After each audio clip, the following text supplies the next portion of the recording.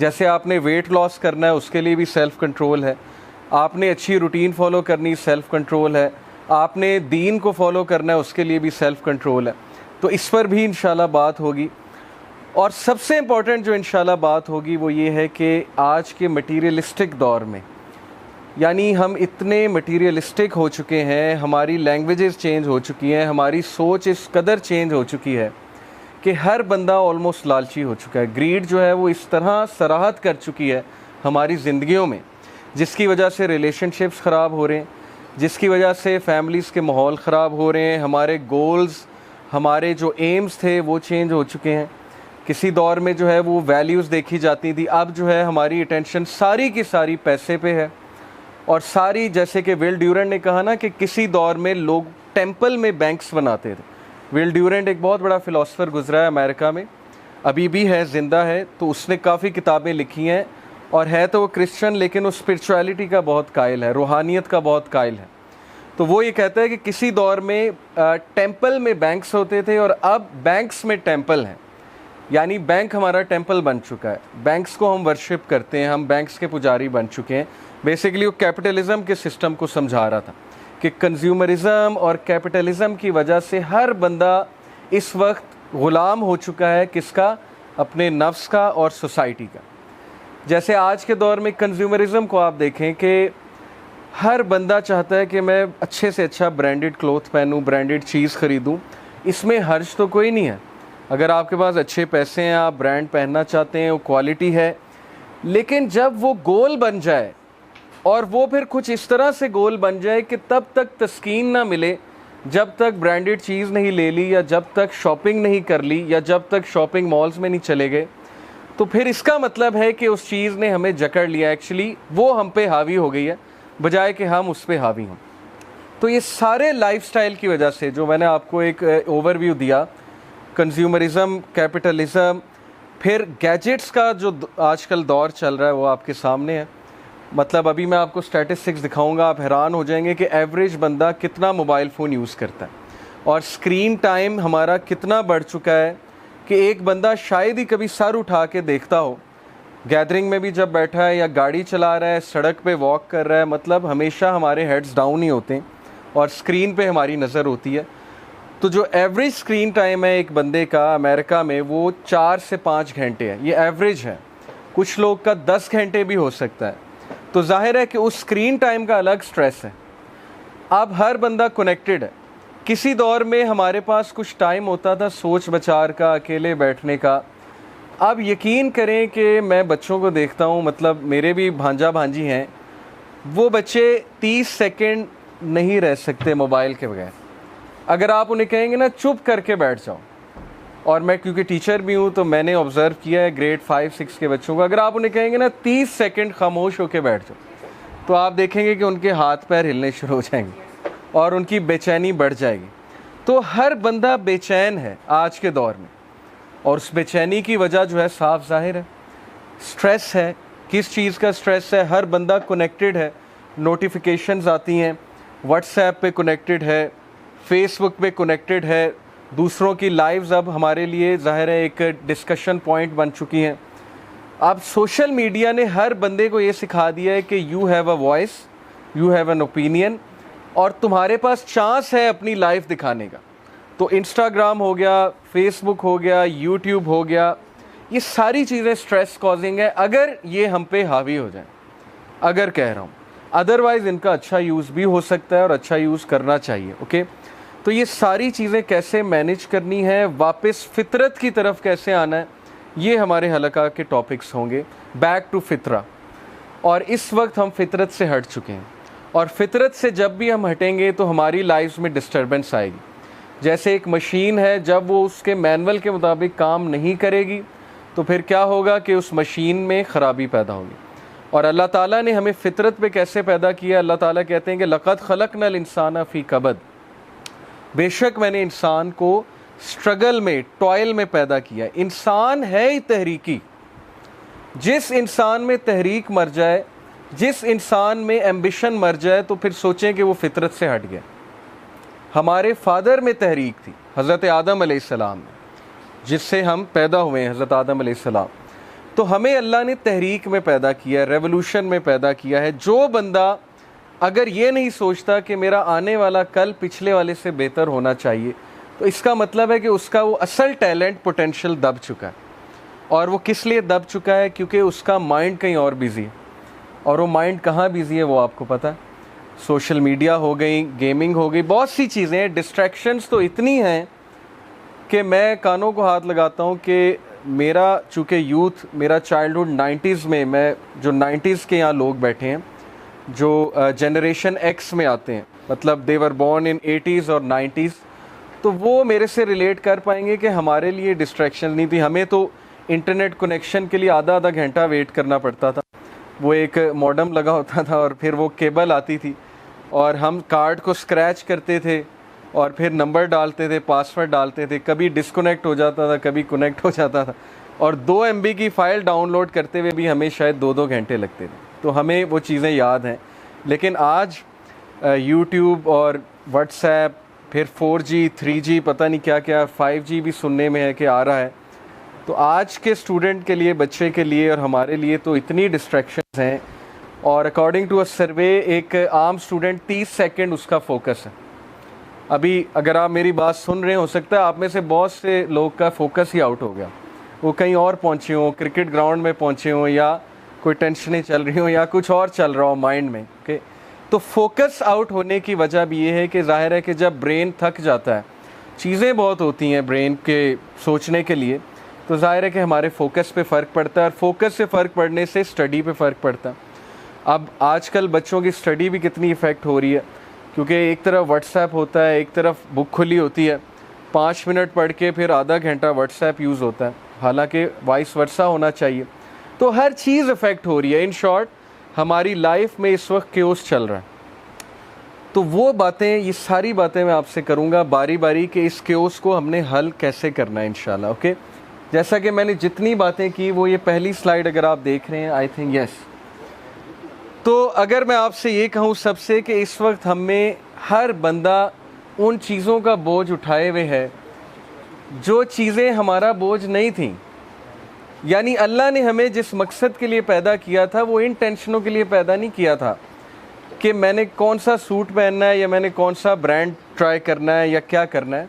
मकसद असल में कुछ और था, लेकिन वो टेंशनें एक्चुअली हमने खुद इतनी पाल ली हैं, लोगों को दिखलावा करने के लिए, ज़ाहिर है एक फ़ेक लाइफस्टाइल अपनाने के लिए, इन रहने के लिए, कूल रहने के लिए, ठीक है, पीयर प्रेशर में आके ऐसी ऐसी चीज़ें हमने करना शुरू कर दी कि अब हमारी हालत ये है कि हम एक बहुत बड़ा बोझ इस ख्याली दुनिया का अपने ऊपर उठाए हुए हैं। और हर बंदा जो है वो फिर ज़ाहिर है स्ट्रेस में है।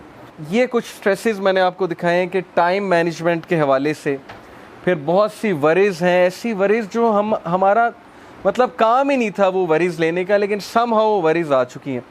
जैसे अगर मैं यूथ की बात करूं तो वो वरीज़ पालनी हैं, मतलब यूनिवर्सिटी में जो रिलेशनशिप्स हैं, हराम रिलेशनशिप्स की बात कर रहा हूँ, वो वरीज़ हमारी पालने वाली थी ही नहीं। लेकिन आज उन चीज़ों ने हमें इतना जकड़ लिया है कि एक स्टूडेंट इतना परेशान है। और जैसे अमेरिका में एक स्टैटिस्टिक है कि इससे पहले कि किसी की शादी हो तो 7 बॉयफ्रेंड्स या 7 गर्लफ्रेंड्स तो उसकी होती हैं, इससे पहले कि उसकी एक्चुअल में शादी हो। ठीक है, तो अक्सर मैं ये यूथ को मजाक में कहता भी हूँ कि पाकिस्तान में आप जो मर्ज़ी कर लें, शादी खाला की बेटी या फुप्पो की बेटी से होनी है, यानी जो यहाँ पे ट्रेंड है। तो इन चीज़ों में टाइम ज़ाया करना, और यूथ का कसूर भी कभी कभी मैं सोचता हूँ कि इनके साथ हो क्या रहा है, मीडिया भी यही दिखा रहा है, फिर हर बंदा इन कामों में लगा हुआ है। जो नहीं करता उसको एबनॉर्मल समझा जाता है, उसको डिग्रेड किया जाता है, उसको फिर उस सर्कल में इन नहीं किया जाता। तो इस वजह से वो वरीज़ जो एक्चुअली हमारी थी ही नहीं, हम उन वरीज़ में पड़ गए। और असल वरीज़ क्या होनी चाहिए थी कि क्या हम बेटर बन रहे हैं, क्या एज ए पर्सन मैं बेहतर हो रहा हूँ कल से, क्या मेरे स्किल्स कुछ बेहतर हो रहे हैं, क्या मेरी स्पिरिचुअलिटी, मेरी रूहानियत बेहतर हो रही है, वगैरह वगैरह। ये हमारी वरीज़ होनी चाहिए। फिर स्ट्रेसेस हैं, क्राइसिस है, ट्रबल है, लिमिटेशन है, प्रॉब्लम है, एंग्जाइटी है। सो द क्वेश्चन इज, जो क्वेश्चन मैं आप लोगों से डिस्कस करना चाहता हूँ, पहला क्वेश्चन है कि how do I find peace in this chaotic world. ये क्योटिक वर्ल्ड है जिसमें मुझसे ना टाइम मैनेज हो रहा है, ना फैमिली मैनेज हो रही है, ना स्ट्रेस मैनेज हो रहा है, ना फोकस मैनेजमेंट हो रही है, तो समझ नहीं आती कि मैं दीन को फॉलो करूं या मैं दुनिया को फॉलो करूं या मैं पैसे कमाऊं, मैं करूं क्या। तो इसको कैसे सेटल करना है, इंशाल्लाह ये एक हमारा टॉपिक होगा। और फिर ये question, what will give me the inward calmness when outwardly circumstances are spinning out of control, कि वो इनवर्ड कामनेस कैसे मिलेगी, वो अंदर का सुकून मुझे कैसे हासिल होगा जबकि आउटवर्ड सर्कमस्टांसेस हाथ से निकलते जा रहे हैं। यानी अक्सर ऐसे होता है कि बंदे को समझ नहीं आती कि प्रॉब्लम आ कैसे गई। मैं तो अच्छा खासा जा रहा था, मैंने तो कभी किसी के साथ कुछ नहीं किया था, लेकिन ये प्रॉब्लम मुझ तक कैसे आ गई। वजह क्या है कि हम प्रोएक्टिव नहीं होते, हम पहले से जो है वो एंटिसिपेट नहीं कर रहे होते कि प्रॉब्लम्स आ सकती हैं, पहले से तैयारी नहीं कर रहे होते। तो बहरहाल ये चीज़ भी इंशाल्लाह हम डिस्कस करेंगे। और फिर ये क्वेश्चन बड़ा इंपॉर्टेंट है कि वाई मी। बहुत से लोग के साथ हादसात हो जाते हैं, वो हादसात को एब्जॉर्ब नहीं कर पाते, डाइजेस्ट नहीं कर पाते, और फिर ये क्वेश्चन अराइज होता है कि मेरे साथ ऐसा क्यों हुआ, वाई मी। यानी किसी के पेरेंट्स के साथ रिलेशन अच्छे नहीं है। आजकल बहुत से यूथ ये शेयर करते हैं कि ज़ाहिर है कि स्ट्रेन्ड रिलेशन है पेरेंट्स के साथ, या पेरेंट्स समझ नहीं पा रहे उन्हें, या यूथ की तरफ से पेरेंट्स परेशान हैं, और फिर वो एक क्वेश्चन बहुत करते हैं कि हमारे साथ ऐसा क्यों हो रहा है। तो क्यों को तलाश करना, ये भी हम पूरी कोशिश करेंगे कि इस सारी वर्कशॉप में, लेक्चर सीरीज़ में हम ये करें। जहाँ तक आज के दौर की बात है, हमारे लिए बहुत चैलेंजिंग टाइम्स हैं। मेंटल डिजीज़ मेरे दौर में इतनी कॉमन नहीं थी। आज आपको पता है कि छोटे बच्चों तक में मेंटल डिजीज़ आ चुकी हैं। OCD, ऑब्सेसिव कंपल्सिव डिसऑर्डर, इतना कॉमन हो चुका है हमारी सोसाइटी में, मैं आपको बता नहीं सकता। और ये क्या है, OCD होता है कि कंपल्शन होना, ऑब्सेशन होना किसी चीज़ के करने की। जैसे मोबाइल फ़ोन्स की OCD अगर मैं आपको बताऊं तो वो ये है कि हर वक्त आपको टोन सुनाई देना, या हर वक्त आपको ये लगना मैसेज आ रहा है, या हर वक्त आप नींद में उठ जाएं कि कोई नोटिफिकेशन ना आई हो, या आप कोई काम करने बैठे एकदम आपको याद आ जाए कि अच्छा मैंने इसको रिप्लाई नहीं किया, ये मैसेज नहीं चेक किया, ये नोटिफिकेशन नहीं देखी। तो this is sine of OCD, but not extreme OCD। OCD बहुत एक्सट्रीम तक जाता है, लेकिन मैं आपको बता रहा हूँ कि ये डिसऑर्डर्स हमारे दौर में नहीं थे जब मैं टीनेजर था, बट आज ये चीज़ें आ रही हैं। और फिर 14.8 million Americans experience an episode of major depression in any given year. यानी ये 6.7% ऑफ द पॉपुलेशन है। ये मैं आपको डिप्रेशन का रेट बता रहा हूँ, और ये मेजर डिप्रेशन का रेट है। मेजर डिप्रेशन एक फॉर्म है डिप्रेशन की, और मेजर डिप्रेशन की सबसे बड़ी वजह मैं आपको बताता हूँ। According to there is this psychologist Feldman, Robert Feldman Harvard के प्रोफेसर हैं। उन्होंने मेजर डिप्रेशन का जो सबसे बड़ा रीज़न बताया है लोगों में, वो ये बताया कि मल्टीपल टास्किंग। उन्होंने कहा कि आज का बंदा इतने कामों में इन्वॉल्व है जिसकी वजह से इतना स्ट्रेस आता है उसे कि अल्टीमेटली वो ब्रेक डाउन कर जाता है। स्पेशली उन्होंने कहा ख़वातीन में सबसे बड़ी रीज़न मेजर डिप्रेशन की मल्टीटास्किंग। आप देखें, अगर तो इस्लामिक सिस्टम को लें तो अल्लाह ताला ने जो रोल्स डिफ़ाइन किए हैं वो बड़े सिंपल हैं कि होम मेकर ख़ातून है और ज़ाहिर है कि ख़ामद ने कमाना है, लेकिन अगर कोई जॉब करना चाहती हैं, कोई डिग्निटी के साथ कुछ करना चाहती हैं, एजुकेशन हासिल करना चाहती हैं, वो अलाउड है। लेकिन चूँकि अमेरिका का जो कट थ्रोट कंपटीशन है, जिसकी वजह से वहाँ हर बंदा स्ट्रेस में आ चुका है, क्योंकि कंपटीशन इतना ज़्यादा हो चुका है। और ये बात मैं इसलिए समझता हूँ क्योंकि मैं एक टीचर हूँ, मुझे पता है आज का स्टूडेंट कितने स्ट्रेस में है। यानी 7 घंटे वो स्कूल जाता है, वहाँ पर पढ़ता है, कुर्सी पर बैठता है, फिर उसको एकेडमी भेज दिया जाता है, एकेडमी जाता है, वहाँ पर जाकर रिपीट करता है, चीज़ें पढ़ता है। तो उसकी पर्सनल स्पेस बहुत कट हो चुकी है आज के स्टूडेंट की। फिर मार्क्स अच्छे ना आए उसका एक अलग स्ट्रेस है, फिर ग्रेड्स अच्छे ना आए उसका एक अलग स्ट्रेस है, वगैरह वगैरह। तो इसलिए मैं आपको बताना ही चाह रहा हूँ कि ये जो मेजर डिप्रेशन की रीज़न है, ये स्ट्रेस बहुत बड़ी रीज़न है, और मल्टीटास्किंग बहुत बड़ी इसकी जो है वो रीज़न है। फिर suicides are increasing at an incredible rate हमारी सोसाइटी में। और अभी रिसेंटली आपको पता होगा कि इंडियन एक्टर जो था सुशांत सिंह गालिबन, उसकी सुसाइड का पता लगा। फिर कोई एक्ट्रेस थी, उसकी सुसाइड का पता लगा। फिर लास्ट ईयर के आप सुसाइड के स्टैटिस्टिक्स उठा लें एक वो बैंड था लिंकिन पार्क गालिबन, उसका जो वोकलिस्ट है चेस्टर बेनिंगटन, मैं बहुत सुनता था, उसकी सुसाइड आप उठा लें। तो वाई इज़ द रीज़न कि पीपल आर किलिंग देमसेल्व्स। ये ऐसी चीज़ थी सुसाइड जो इतना मायूब समझा जाती थी किसी दौर में कि उस बंदे को बहुत डिस्करेज किया जाता था, डिग्रेड किया जाता था, उसको कॉवर्ड समझा जाता था जो सुसाइड करता था।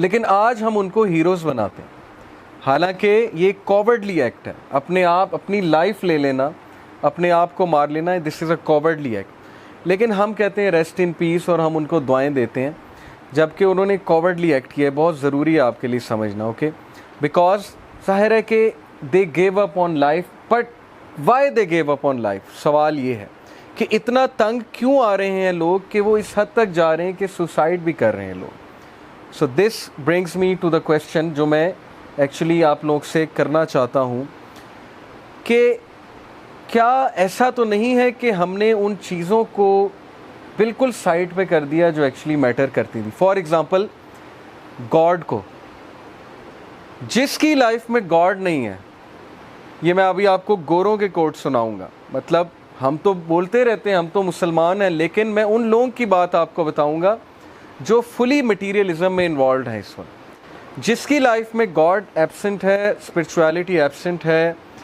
वो कंफर्म डिप्रेशन की तरफ जाएगा ही जाएगा। लेकिन having said it, depression could be a disease as well, mental disease भी होती है। रिलीजियस लोग को भी डिप्रेशन हो जाती है, मैं ये नहीं कह रहा रिलीजियस लोग को नहीं होती या वो बहुत ही खुश होते हैं, हो जाती है। लेकिन याद रखें, रिलीजियस बंदा कभी भी एग्जिस्टेंशियल डिप्रेशन की तरफ नहीं जाएगा। दो तरह की डिप्रेशन होती हैं, एक होती है एग्जिस्टेंशियल डिप्रेशन और एक होती है क्लिनिकल डिप्रेशन। एग्जिस्टेंशियल डिप्रेशन की रीज़न होती है कि जब एक बंदा अपना पर्पज़ लूज़ कर दे, सेंस ऑफ पर्पज़, वो कहे मैं क्या कर रहा हूँ, मेरा पर्पज़ क्या है, सोसाइटी में मेरा रोल क्या है, और उसको कोई पर्पज़ ना मिले और वो खा ले पी ले जी ले की फ़िलासफ़ी पे चले, लेकिन फिर भी उसको चैन ना आए कि नहीं something is missing, something is missing. तो ये होती है एग्जिस्टेंशियल डिप्रेशन। क्लिनिकल डिप्रेशन होती है because of imbalance in the chemicals. Brain में जो केमिकल्स होते हैं, सेरोटोनिन हो गया, डोपामीन हो गया और ऑक्सीटोसिन हो गया, उनका कुछ इम्बैलेंस क्रिएट होता है, तो क्लिनिकल डिप्रेशन होती है। तो क्लिनिकल डिप्रेशन मोमिन को भी हो सकती है, मैं इसका इनकार नहीं करता, हालात की वजह से हो जाती है। लेकिन मैं आपसे बात ही करना चाहता हूँ कि डिप्रेशन की बहुत मेजर वजह कि हमने गॉड को, स्पिरिचुअलिटी को अपनी लाइफ से निकाल दिया और हम ये समझते हैं कि हम मटीरियल चीज़ों को यूज़ कर करके, इन चीज़ों में इन्वॉल्व हो के अपने आप को तस्कीन दे लेंगे। ये एस्केपिज़म की थ्योरी है कि हर बंदा अपने प्रॉब्लम से एस्केप करना चाहता है। जैसे वो कबूतर को जब बिल्ली खाने आ रही होती है ना, वो आंखें बंद कर लेता है। तो हम में से बहुत से लोग एस्केपिज़म के शिकार हो चुके हैं कि नहीं नहीं एवरीथिंग इज़ फाइन, सब ठीक है, सब ठीक है, लेकिन चीज़ें हाथ से निकलती जा रही। कट थ्रोट कंपटीशन है, रैट रेस है, आगे बड़ा बहुत मुश्किल है, जॉब्स नहीं मिल रही लोगों को, अनएम्प्लॉयड हैं लोग, रिलेशनशिप्स जो है वो किस तरह के होते जा रहे हैं, अल्लाह माफ़ करे, डिवोर्सेस कितनी बढ़ती जा रही है हमारी सोसाइटी में। तो सब ठीक नहीं है, इसलिए ये चीज़ें डिस्कस होनी चाहिए।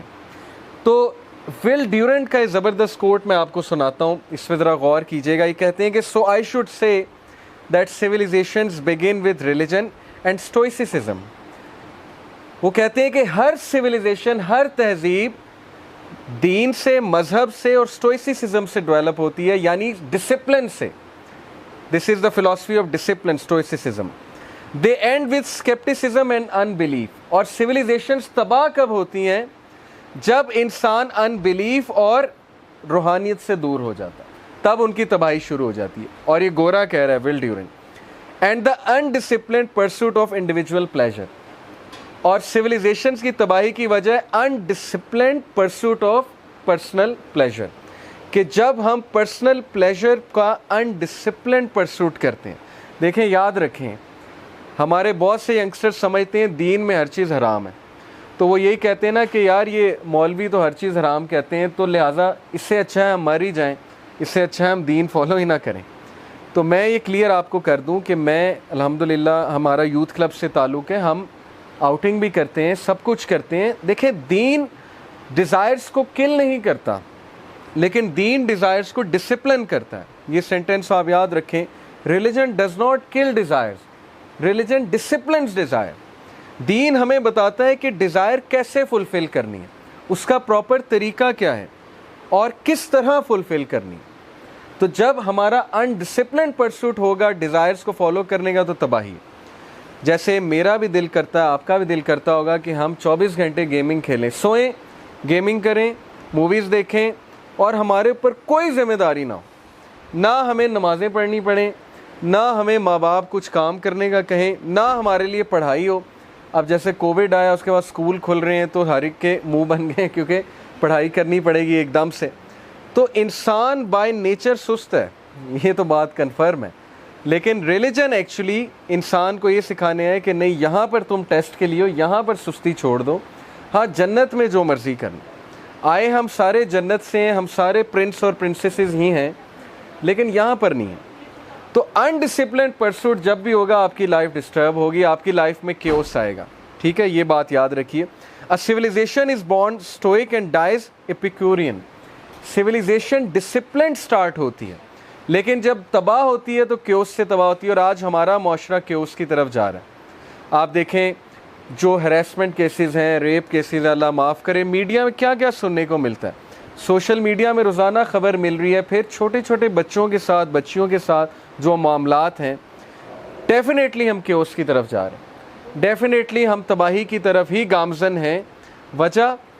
वजह वही है जो आइंस्टाइन ने कहा था, एरिस्टोटल ने गालिबन कहा था कि दुनिया बुरे लोगों से तबाह नहीं होगी, दुनिया अच्छे लोगों की खामोशी से तबाह होगी। अच्छे लोग खामोश हैं, अच्छे लोगों से मुराद है जो माशाल्लाह आप जैसे लोग हैं, वो कह रहे हैं जब तक हम पे प्रॉब्लम नहीं आती सब ठीक है, जब हम पे आएगी तब देखी जाएगी।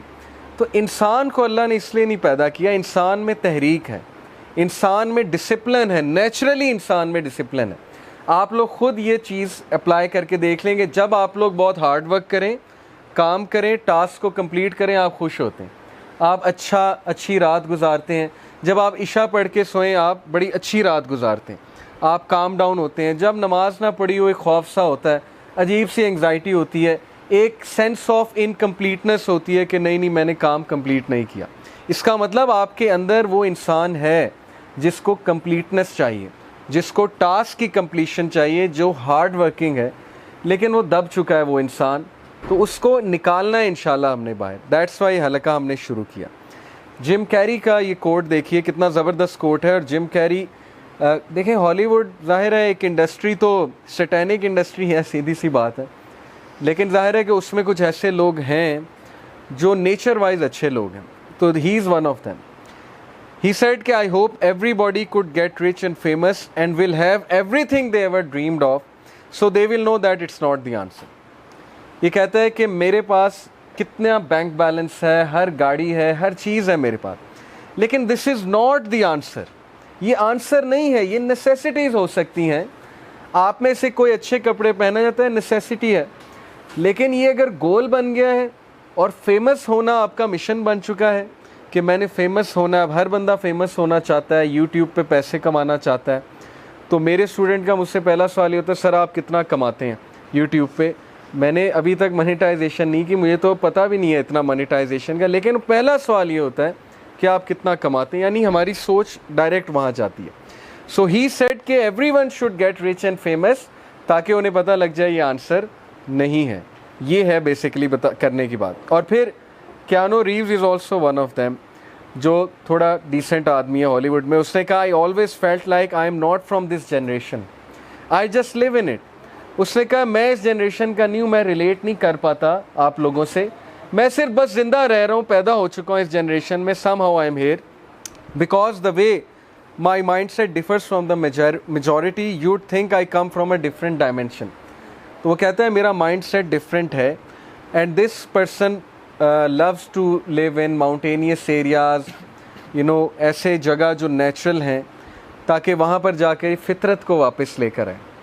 तो मैं आपको एक कोट क्यों सुना रहा हूँ जिम कैरी का, और इसका कोट क्यों सुना रहा हूँ, क्योंकि एक तो ये फेमस लोग हैं, दूसरा ये फेमस लोग अगर ये बात कर रहे हैं तो कुछ तो दम है ना बात में। मौलवी तो आप कहते हैं हर वक्त करते ही रहते हैं, उनका तो काम ही है आप लोग के नज़दीक के बस वो बातें ही करते हैं। लेकिन अगर ये लोग रियलाइज़ कर रहे हैं कि स्पिरिचुअलिटी इज़ द आंसर, इंसान स्पिरिचुअल है, इंसान मशीन नहीं है। अल्लाह ताला ने इंसान की रूह बनाई है और वो रूह मर रही है, वो चीख रही है कि मुझे मेरी डाइट दो, और हम नहीं दे रहे उसको उसकी डाइट, जिसकी वजह से तज़ब्ज़ब का शिकार है हर बंदा, परेशानी का शिकार है, बेचैनी का शिकार है। एंड देन दिस क्वेश्चन जो मैंने अभी आपसे पूछा कि क्या हम सिर्फ एक मैकेनिकल बीइंग हैं, क्या हम वाकई खा ले पी ले जी ले की फ़िलासफ़ी पे चलने वाले हैं? क्या हर इंसान की लाइफ यही होगी कि वो सुबह उठे, स्कूल जाए, एकेडमी जाए, वापस आए, सो जाए, गेमें खेले, क्रिकेट खेले, दैट्स इट?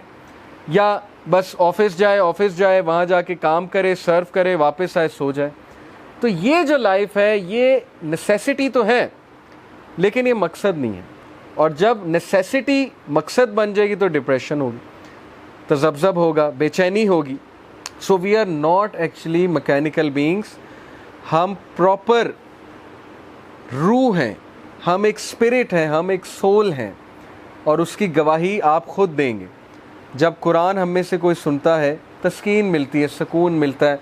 जब हम किसी ऐसी महफ़िल में आते हैं जहाँ रूहानियत की बात हो रही है, हम रिलेट करते हैं, हमें पता लगता है कि वाकई ये बातें सही हो रही हैं, तो दिस इज़ अ प्रूफ कि हमारे अंदर रूह मौजूद है। इस वक्त जो सिविलाइजेशन का शिफ्ट हुआ है, जो जुल्म है इंसानियत के साथ, इस वक्त जितना जुल्म वेस्टर्नर्स पे हो रहा है मैं आपको बता नहीं सकता। उनमें से हर बंदा डिप्रेशन का मरीज़ बन चुका है। क्यों? क्योंकि जो शिफ्ट खाई है उनकी सिविलाइजेशन ने, 1920 1930 की वीडियोस आप देखेंगे, आपको यकीन नहीं आएगा ये अमेरिका है, ये लंदन है। औरतें हिजाब में फिर रही हैं यूके में। आप वीडियो देखें 1930 की, यूट्यूब पे जाएं, London video, old video 1930s की, यू वॉन्ट बिलीव कि आप कहेंगे मुसलमान औरतें। तो वो जाहिर है उनका एक ड्रेस होता था, उनका लंबा सा एक गाउन होता था और सर पे स्कार्फ लेती थी यूरोपियन औरतें। और अब आप देख लें क्या शिफ्ट मारा है उन्होंने। इसी तरह आप यहाँ पर देख लें क्या शिफ्ट है पाकिस्तानी सोसाइटी में। वो शिफ्ट किस वजह से? इन तीन चीज़ों की वजह से। हमने गॉड को छोड़ा, गॉड को छोड़कर हमने कहा हम यूनिवर्स की बात करेंगे। गॉड छोड़ो, गॉड से हमारा कोई ताल्लुक़ नहीं है, होगा हमें क्या, लेट्स स्टडी यूनिवर्स। अब जितनी भी साइंस है, it is not the study of God, it is the study of universe. एक हद तक तो ठीक है, यूनिवर्स के बारे में जानने में कोई हर्ज नहीं है, लेकिन गॉड का कहीं कहीं हमारी साइंसेस में कोई रोल नहीं है, ना कोई ताल्लुक़ है। जो साइकोलॉजी है, सोशल साइंसेस हैं, अगर आप रिलीजन पढ़ के नहीं गए इन फील्ड्स में, there are 80% chances you will become atheist. ये मैं आपको बता रहा हूँ। When you end up in some institute like LUMS और आपको दीन का अलिफ बे नहीं पता, तो बड़ा चांस है कि आप लोग दीन से तो गए। मैं लम्स को ब्लेम नहीं कर रहा, लम्स में बड़े अच्छे लोग भी मौजूद हैं। मेरे कुछ पर्सनल टीचर्स, ऐसे टीचर्स हैं, दोस्त हैं जो बड़े अच्छे हैं, लेकिन अनफॉर्चुनेटली लिबरल साइंसेस में जब आप जाएंगे और आपको दीन का अलिफ बे नहीं पता, तो फिर बहुत चांस है स्लिप होने का।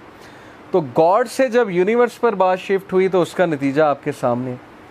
फिर सोल से बॉडी पर बात शिफ्ट हुई। छोड़ो सोल, रूह क्या है, किसने देखी है? ना कोई साइंटिफिक प्रूफ है, ना कोई एम्पेरिकल एविडेंस है। छोड़ो रूह को, बॉडी की बात करो कि बॉडी अच्छी होनी चाहिए, ड्रेसिंग अच्छी होनी चाहिए, मेकअप होना चाहिए, बॉडी बनानी चाहिए। तो ये जो मीडिया है ये सिर्फ बॉडी की प्रोजेक्शन करता है। एडवर्टीजमेंट्स बॉडी की प्रोजेक्शन कर रहे हैं कि ऐसा हेयर स्टाइल रख लें, ऐसे कपड़े पहन लें, ऐसी हमारी नीड्स को वांट्स में कन्वर्ट कर रहे हैं। और तीसरा जो शिफ्ट मारा वेस्टर्न सिविलाइजेशन ने और हमने, हेयर आफ्टर से वर्ल्ड, आखिरत किसने देखी है? कभी किसी ने आके बताया आखिरत होती है? कभी किसी ने कब्र से आके बताया कब्र में कैमरे फिट करके देखो? ऐसे बेवकूफ़ लोग भी हैं जो कहते हैं कब्र में कैमरा फिट करके देखो, हम भी देखें कब्र का अजाब क्या होता है। ये बेवकूफ़ी है उनकी, वो एक हिडन वर्ल्ड है बरज़ख का। तो बहरहाल जब आखिरत से दुनिया पर बात शिफ्ट हुई, उसका नतीजा आपके सामने। हर बंदा दुनियादार है, कोई किसी की हेल्प नहीं करता बगैर किसी यूज़ की, कोई किसी की मदद करने के लिए तैयार नहीं जब तक पैसा ना इन्वॉल्व। किसी दौर में टीचर्स एक्स्ट्रा करते थे, एक्स्ट्रा टाइम देते थे, अपनी वैल्यूज़ देते थे। अब वो कहते हैं कि पैसा कितना इन्वॉल्व है, अब वो पर बच्चा एक फ़ीस रखते हैं। तो देखें हमारी सोसाइटी ने कितना शिफ्ट मारा है, और ये शिफ्ट इतना डिज़ास्ट्रस है जिस कंट्री में 3 इंस्टीट्यूट्स मटीरियलिस्टिक हो जाएं वो कंट्री तबाही की तरफ गामजन है। और ये बातें मैं आपसे क्यों कर रहा हूँ, क्योंकि आपने कल को उन 3 इंस्टीट्यूट्स में जाना है। वो 3 इंस्टीट्यूट्स कौन से हैं? Health, law, education sector. अब डॉक्टर्स भी जब मटीरियलिस्टिक हो जाएंगे तो क्या होगा, वो आपके सामने है। ये कोविड में हॉस्पिटल्स ने पता नहीं एक पेशेंट से शायद 20-20 लाख कमाया और प्राइवेट हॉस्पिटल्स ने। तो जब डॉक्टर भी मटीरियलिस्टिक हो गया, फार्मास्यूटिकल इंडस्ट्री भी मटीरियलिस्टिक हो गई, तो फिर क्या एक्सपेक्ट करते हैं आप? वो आपको जो है वो अच्छी दवाई लिख कर देगा या वो दवाई लिख कर देगा जहाँ से उसको जो है वो प्रॉपर एक वो आ रहा है, बेनिफिट आ रहा है और ज़ाहिर है एक कमीशन आ रहा है। देन लॉ सिस्टम हमारा, लॉयर्स, जजेस सारे जो है वो मटीरियलिस्टिक जब हो गए, और जब वो मटीरियलिस्टिक हो गए उसका नतीजा आपके सामने। गरीब के लिए इंसाफ कोई नहीं है, अमीर पैसे लगाता है, इंसाफ बहुत जल्दी मिलता है। और एजुकेशन सेक्टर, हर यूनिवर्सिटी पैसा कमाना चाहती है, बच्चों की मेंटल हेल्थ से कोई लेन देन नहीं है, उनकी तरबियत से कोई लेन देन नहीं है। इवेंट्स कराई जाओ, मज़ा किए जाएं, ठीक है, बच्चों को शुगल मेले में इन्वॉल्व किए जाओ, एडमिशन्स भी आएंगे, बच्चे भी खुश रहेंगे, ठीक है, और एडमिशन्स भी बढ़ेंगे, पैसा भी कमाएंगे। कैरेक्टर बिल्डिंग छोड़ो, कैरेक्टर बना के हमने क्या करना। तो ये 3 चीज़ों का जो मैंने आपको तबाही बताई है, उसकी वजह ये शिफ्ट है। जब हम आखिरा से वर्ल्ड की तरफ शिफ्ट हो गए तो फिर बात ही ख़त्म हो गई। जब आखिरत होनी ही नहीं तो फिर why should I B moral, मैं मॉरल क्यों बनूँ? मेरे पास क्या मोटिवेशन है कि मैं मोरालिटी को फॉलो करूँ, मैं अच्छा बनूँ, मैं किसी को नुकसान ना पहुँचाऊँ, मैं हलाल व हराम की तमीज़ क्यों करूँ? मेरी डिज़ायर्स कहती हैं कि ये चीज़ ठीक है तो बस ठीक है, बात ख़त्म। ये है वो तबाही जिससे हमें बचना है, क्योंकि अगर हमने अपनी डिज़ायर्स को फॉलो किया तो अल्लाह ताला कुरान में कहते हैं कि if you will follow the majority then they will surely lead you astray. अगर आप मेजॉरिटी को फॉलो करेंगे वो आपको एस्ट्रे लीड करेंगे। तो हम मेजॉरिटी को फॉलो कर रहे हैं अनफॉर्चुनेटली। तो ये शिफ्ट बहुत ख़तरनाक है। जब इंसान गॉड से यूनिवर्स की स्टडी में शिफ्ट हुआ, सोल से बॉडी की तरफ शिफ्ट हुआ, हेयर आफ्टर से वर्ल्ड की तरफ शिफ्ट हुआ। अब विल ड्यूरेंट का एक और कोट मैं आपको सुनाता हूँ। The greatest question of our time is not communism versus individualism, not Europe versus America, not even the east versus west. उसने कहा ये क्वेश्चन नहीं है कि कम्युनिज्म ठीक है कि इंडिविजुअलिज्म ठीक है, यूरोप ठीक है कि एशिया ठीक है। The greatest question is whether man can bear to live without God. ये है सवाल आज के दौर का कि can you afford to live without God. क्या गॉड को आप निकाल देंगे अपनी ज़िंदगी से? क्या आप नमाज को, स्पिरिचुअलिटी को खैर आबाद कह देंगे? क्या आप ऐसा कर सकते हैं, अफोर्ड कर सकते हैं? अगर कर सकते हैं तो करके देख लें और उसका नतीजा आपके सामने आ जाएगा। ये है असल में बात समझने की कि इंसान रूहानी है। असल में माइंड और बॉडी वो तो बस एक पार्ट है इंसान का, लेकिन मेजॉरिटी पार्ट हमारा रूह है। ये जो बात है कि इस साइंस दी अल्टीमेट ट्रूथ, क्या साइंस अल्टीमेट ट्रूथ है, इसका जवाब जो है वो मैं आपको इंशाल्लाह अभी बताता हूँ। देखें, साइंस की वजह से बहुत से लोग एथियस्ट हो जाते हैं। वो कहते हैं कि नहीं, इसका प्रूफ साइंस में नहीं है, गॉड का प्रूफ साइंस में नहीं है, रिलीजन का प्रूफ साइंस में नहीं है, तो लिहाजा गॉड नहीं है। अब जो साइंस के स्टूडेंट्स हैं उनको ये पता होगा कि हमारे इर्द गिर्द इलेक्ट्रोमैग्नेटिक वेव्स हैं। आपने पढ़ा है ना, माइक्रोवेव्स, इंफ्रारेड। आप में से किसी को इंफ्रारेड नज़र आ रही है, माइक्रोवेव्स नज़र आ रही हैं, रेडियो वेव्स आपको नज़र आ रही हैं? ये मेरे मोबाइल फ़ोन में रेडियो वेव्स आ रही हैं। ये जो वाईफाई है ये वेव्स के थ्रू आ रहा है। नज़र कहाँ आ रही हैं, दिखाएं मुझे। लेकिन सर्टन इंस्ट्रूमेंट्स हैं जो डिटेक्ट करते हैं। वो कब ईजाद हुए? अब ईजाद हुए। अब आप 200 साल पहले चले जाएं और आप 200 साल पहले जाकर क्लेम करें, सपोज आप टाइम मशीन से 200 साल पहले चले गए, आप क्लेम करें 200 साल पहले जाके लोगों को कन्विंस करें कि तुम्हें पता है कि इलेक्ट्रोमैग्नेटिक वेव्स होती हैं, इंफ्रारेड होती है, माइक्रोवेव्स होती हैं, जिससे मोबाइल फ़ोन चलेगा। पहले तो आपको कहेंगे मोबाइल फ़ोन क्या होता है, आपको उन्हें कायल करना पड़ेगा, एक तस्वीर बना के ये मोबाइल फ़ोन होता है। वो कहेंगे दिखाओ कहाँ है। आप कहेंगे अभी नहीं है लेकिन है, मैं देख कर आया हूँ। आप कहेंगे कि तुम वैसे ही पागल हो, ठीक है, तुम कहाँ से देख कर आए, हम तुम पे कोई यकीन नहीं करते। 200 साल बाद वो चीज़ प्रूव हो गई। तो साइंस की लिमिटेशंस तो चेक करें ना। अब साइंस ब्लैक होल तक तो पहुँच गई है, ब्लैक होल तो दरियाफ्त कर लिया, लेकिन ब्लैक होल के अंदर क्या है ये साइंस नहीं बता रही अभी तक। कैसे बताएगी? कौन जाएगा वहाँ? तो टेलीस्कोप जा ही नहीं सकती ब्लैक होल के अंदर, वहाँ से तो लाइट भी एस्केप नहीं कर सकती। तो आपकी लिमिटेशन तो यहीं ख़त्म हो जाती है कि आप तो ब्लैक होल के अंदर नहीं जा सकते। तो आप कह रहे हैं कि मैं गॉड को जज करूँगा साइंस के बेस में, मैं गॉड को साइंस से साबित करूँगा या मैं साइंस से नेगेट करूँगा गॉड को। तो सोचें, अंबिया जब आए उन्होंने हमें बरज़ख का बताया, आखिरत का बताया, उन्होंने हमें गॉड का बताया, अल्लाह का बताया, और उस वक्त के लिबरल्स ने मजाक उड़ाया कि नहीं उड़ाया? उन्होंने कहा कि नहीं कहा, तुम झूठ बोलते। उन्होंने कहा कहाँ है, हमें भी दिखाओ। तो अंबिया देख कर आए हैं, नबी सल्लल्लाहु अलैहि वसल्लम मिराज का सफ़र करके आए हैं, उन्होंने अल्लाह के करिश्मे देखे हैं। वो कह रहे हैं मेरा यकीन कर लो, मैं सच्चा हूँ, सादिक हूँ, अमीन हूँ। तो क्या साइंस ही वाहिद तरीका है ट्रुथ तक पहुँचने का? ये सवाल है। मैं आपको एक मिसाल देता हूँ।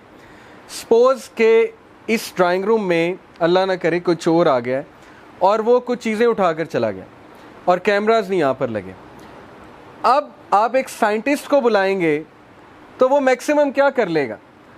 साइंस तो कहती है कि 5 सेंसेस हैं, स्मेल है, हियरिंग है, सीइंग है, ठीक है, सेंसिंग है और टेस्ट है। वो तो इन 5 चीज़ों को ही यूज़ करके बता सकता है ना चोर आया कि नहीं आया। साइंस के पैरामीटर्स तो ये हैं। लेकिन एक डिटेक्टिव आएगा तो वो क्या करेगा? क्या ख्याल है? डिटेक्टिव कैसे बताता है कि चोर आया था कि नहीं आया था? सब कुछ सेट है, अपनी जगह पर है, लेकिन ये गायब है, सपोज कर लें लैपटॉप गायब है और एक आधी चीज़ और गायब है, तो डिटेक्टिव कैसे पहुंचेगा इस तक? उस चीज़ को क्या कहते हैं, उस प्रोसेस को क्या कहते हैं? इन्वेस्टिगेशन। और इस पूरे प्रोसेस का नाम है डिडक्टिव रीजनिंग। ऐसे ही है ना? वो डिड्यूस करेगा। उसने चोर को नहीं देखा, वो ये नहीं कहेगा हाँ मैंने देखा है, मुझे नज़र आ गया चोर। वो कहेगा कि ये खिड़की जब खुली थी तो इसके आगे पर्दा था, आप कहेंगे नहीं था। वो कहेगा अच्छा अब इसके आगे पर्दा है, इसका मतलब यहाँ कोई आया है आपकी गैर मौजूद। फिर वो कहेगा कि ये मुझे थोड़े से जूतों के निशान नज़र आ रहे हैं, तो ये पहले थे, आप कहेंगे नहीं है। वो कहेगा कि कोई आया था। अब देखा उसने नहीं है, लेकिन वो डिडक्टिव रीजनिंग के थ्रू आपको ये साबित कर देगा कि नहीं कोई आया है और उसने चोरी की है, कोई ह्यूमन बीइंग आया है, क्योंकि मैं आपको प्रूफ दे सकता हूँ। अब इसको हम मानते हैं कि नहीं मानते हैं? डिडक्टिव रीजनिंग चलती है कि नहीं चलती है? लॉयर्स भी यूज़ करते हैं डिडक्टिव रीजनिंग कि ऐसा हुआ था, ऐसा हुआ था, ऐसा होया होगा तो इसलिए ये हुआ है लिहाजा। और दूसरी जो चीज़ होती है ट्रुथ तक पहुँचने की, उसको हम कहते हैं टेस्टिमनी। टेस्टिमनी की मैं आपको एग्जांपल देता हूँ। अब सपोज करें कि एक बंदा 200 साल पहले उसको ये प्रूव करना पड़ जाए कि मेरी वालदा मेरी ही वालदा है, तो कैसे प्रूव करेगा? आज तो डीएनए टेस्ट है, ऐसे ही है ना? आज तो बायोलॉजी है, डीएनए टेस्ट है। वो कहेगा मेरा डीएनए कराओ, वालदा कराओ, मैच कर लो, मैं इन्हीं का बेटा हूँ। 200 साल पहले कैसे प्रूव होगा? 300 साल पहले कैसे प्रूव होगा? क्या वो यूज़ करेगा? टैक्टिक क्या यूज़ करेगा? गवाही लेकर आएगा। 10 लोग की टेस्टमनी आ गई, मोहल्लेदारों की टेस्टमनी आ गई कि नहीं नहीं इधर ही रहता है, इन्हीं का बेटा है, तो एक्सेप्ट हो जाएगा। तो इस वक्त जिस डगर पे हम चल पड़े हैं वो एरोगेंस है। हम कहते हैं नहीं साइंस प्रूव करेगी तो मैं मानूंगा। भाई टेस्टमनी की भी तो कोई हैसियत होती है ना, डिडक्टिव रीजनिंग की भी तो कोई हैसियत होती है ना। आप गॉड को साइंस नहीं कभी प्रूव करेगी, ये मैं आपको अभी बता देता हूँ। अगर कोई ये वेट कर रहा है कि साइंस, क्योंकि साइंस इतनी लिमिटेड है, साइंस ब्लैक होल को नहीं देख सकती, गॉड को कैसे देख लेगी? अल्लाह ताला तो इस स्पेस मैटर टाइम से ही बाहर है। अल्लाह ताला तो क्रिएटर है, क्रिएटर को जो है हमारी साइंस कैसे पहुंच जाएगी? लेकिन अल्लाह ने 2 चीज़ें कही हमें कुरान में। एक ये कि मुझ तक कैसे पहुंचो, डिडक्टिव रीजनिंग, अकल यूज़ करो, उलुल अलबाब। क्रिएशन को देखो, अल्लज़ीना यतफक्करूना फ़ी ख़ल्क़िस समावाति वल अर्ज़ि रब्बना मा ख़लक़ता हाज़ा बातिला। वो लोग जो ऑब्ज़र्व करते हैं क्रिएशन को, वो कहते हैं ये ऐसे नहीं बन सकती। एक मोबाइल फ़ोन को मैं पार्ट्स में डिस्ट्रीब्यूट कर दूँ, उसकी सिम निकाल दूँ, उसको जो है वो उसकी कंपोनेंट्स निकाल दूँ और उसका जो है बैटरी निकाल दूँ और सब कुछ निकाल कर एक डब्बे में 100 साल तक हिलाता रहूँ, तो मोबाइल फ़ोन बन जाएगा? 100 साल भी हिलाता रहूँगा, मोबाइल फ़ोन नहीं बनेगा। मोबाइल फ़ोन कब बनेगा? जब कोई इंटेलिजेंट बीइंग आएगा, उसे पता होगा ये वाला कैपेसिटर कहाँ लगना है, ये वाला पेज कहाँ पे फिट होना है, सिम कहाँ पे इंसर्ट होनी है, बैटरी किन टर्मिनल्स पे लगनी है। ऐसे ही है ना? तो हम कहते हैं कि नहीं, एवोल्यूशन हुई, धमाका हुआ और अर्थ को खुद ब खुद पता लग गया कि मैंने जो है वो सोलर सिस्टम में जाके ठहरना है और 21 डिग्री के एंगल पे जाकर मैंने रोटेट करना है और मैंने अपने एक्सिस पे भी रोटेट करना है, इस स्पीड से रोटेट करना है। और मून को भी पता लग गया कि मेरा इतना डिस्टेंस होना चाहिए सन से और अर्थ से मेरा इतना डिस्टेंस होना चाहिए। अर्थ को एग्जैक्ट ये कैलकुलेशन पता थी कि मैंने ऐसी जगह खड़े होना है सोलर सिस्टम पे जहाँ पे कॉस्मिक रेज ह्यूमन बींग्स को नुकसान ना पहुँचाएं। और ओजोन लेयर को भी पता था कि मैंने आयोनोस्फीयर के ऊपर जाके जो है वो खड़ा होना है ताकि जो है वो मैं आयंस, हार्मफुल आयंस को रोक सकूं। तो ये क्या ख्याल है कि कौन इन बातों को एक्सेप्ट करेगा? सिर्फ वही एक्सेप्ट करेगा जिसकी वैसे दिमाग जिसका ख़राब हुआ है, जो एरोगेंट है, ठीक है।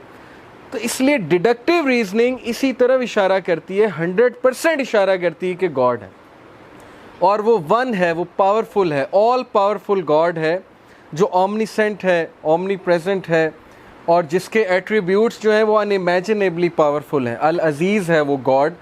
अल्लाह कहते हैं ना, मैं अल अज़ीज़ हूँ जो बहुत पावरफुल है, मैं अल हकीम हूँ जो बहुत वाइज है। आप कभी, मैं आपको मिशो काकू एक साइंटिस्ट है, फिजिक्स है, उसकी वीडियोस दिखाऊँ, आप हैरान रह जाएंगे। वो बिलीवर है गॉड में, है वो वैसे मुसलमान नहीं है, लेकिन वो कहता है God is the greatest mathematician. कहता है गॉड की मैथमेटिक्स आप समझना शुरू कर दें, आप हैरान हो जाएंगे कि ये क्या है, मतलब इंसान पहुंच ही नहीं सकता उस मैथमेटिक्स को। तो अल्लाह ताला की कदर करें।